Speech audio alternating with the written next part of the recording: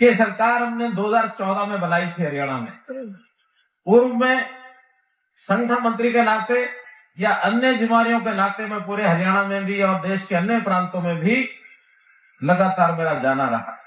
सामाजिक कार्य और राजनीतिक क्षेत्र का सब मिला करके 2013 तक एक 34 साल का अनुभव लेकर के मैं निकला था।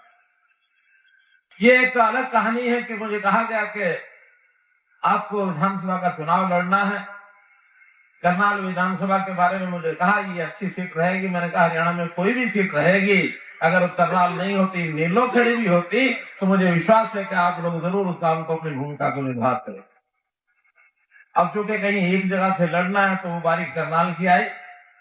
9.5 साल मुख्यमंत्री का दायित्व हरियाणा की जनता की सेवा करने का मुझे मिला, बिना किसी भेदभाव के।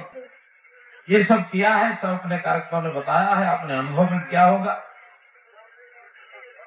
लेकिन जैसा कहा जाता है कि परिवर्तन जीवन का नियम है, तो इस परिवर्तन में अब हमने अपने एक भाई, एक सामान्य कार्यकर्ता जो जमीन से उठा हुआ भाई नायक सिंह सैनी, उनके बारे में बहुत बताया जा चुका है, उनको मुख्यमंत्री बनाया है।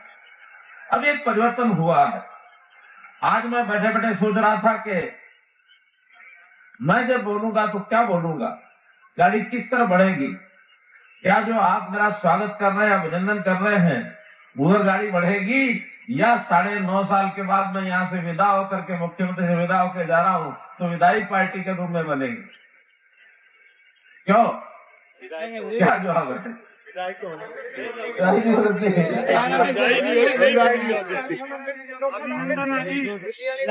लेना है क्योंकि संगठन के आदेश का हमेशा पालन किया।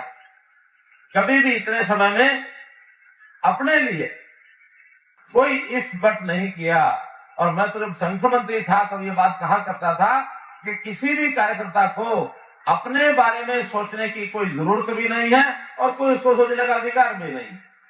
हमारे बारे में सोचेंगे तो हमारे जो श्रेष्ठ जन है, हमारे जो पार्टी का शीर्ष नेतृत्व है, वो सोचेगा। हाँ, हम जिनके साथ काम करते हैं, अगर सोचने की बारी हमारी आएगी तो हम उनके लिए सोचेंगे। ये काम हमारा है बाकियों का सोचने का, अपने बारे में क्या सोचना। तो उन्होंने कहा कि आपको करनाल लोकसभा चुनाव लड़ाएंगे।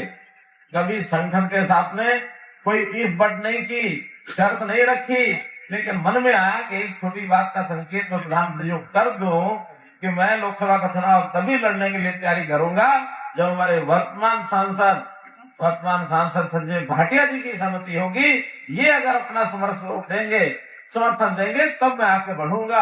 और मैं इनके सामने ही, प्रशंसा वैसे पीठ पर अच्छी लगती है, सामने करे ना करे, बहुत लोग इस बात के समर्थक नहीं होते कि सामने प्रशंसा की जाए, लेकिन मैं इनके सामने भी, इनकी पीठ पर भी जो त्याग और समर्पण का भाव कार्यकर्ता के मन में होना चाहिए, वो हमारे संजय भाटिया। कितने हंसी खुशी हम दोनों बैठे हैं, वरना कोई दूसरी पार्टियां हो तो क्या होता उसमें, एक दूसरे को नीचे से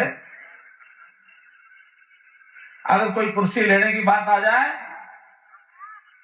तो पहले तो छोड़ने वाला नहीं छोड़ता, वो छोड़ दे तो लेने वाले इतने इकट्ठे हो जाते हैं कि उस कुर्सी को उठा करके उसकी 4 टांगें तोड़ तोड़ के अलग कर देते हैं। कुर्सी नहीं बचती, क्योंकि कुर्सी तो जनता की होती है, तोड़ने के लिए वो शुरू हो जाते हैं। अब ये देखना ना कांग्रेस में तो कितना घमसान बच रहा है। यहां तो जब कोई चीज बांटने की, देने की बात आती है तो लखनवी अंदाज में सब कहते हैं भारतीय जनता पार्टी का संस्कार है, भैया मैं नहीं, पहले तू, पहले आप, ये करके होड़ लगती है कि किसी और को दे दी जाए। वहां पर जब लेने की बात आती है तो लूटा घुसना चलता है, लेकिन अगर कोई जिम्मेवारी निभाने की बात आ जाए, कोई वजन उठाने की बात आ जाए, जनता को फेस करने की बात आ जाए, तो सब भागते हैं, फिर वही फार्मूला लगाते हैं, नहीं भैया चुनाव मैं नहीं, पहले तू लड़ ले। क्यों? क्योंकि सबको डर लगता है। बहुत से लोग अब आजकल भारतीय जनता पार्टी की तरफ आ रहे हैं, इसमें कांग्रेस के भी बहुत लोग हैं। ऐसा नहीं कि कांग्रेस में सब खराब होते हैं, क्योंकि एक युग चला था कांग्रेस से सब लोग जुड़े थे। भारतीय जनता पार्टी पूर्व में जनसंघ को धीरे धीरे आगे बढ़ा, अब आकर के देश में सबसे बड़ी पार्टी के रूप में और भारतीय जनता पार्टी आज है।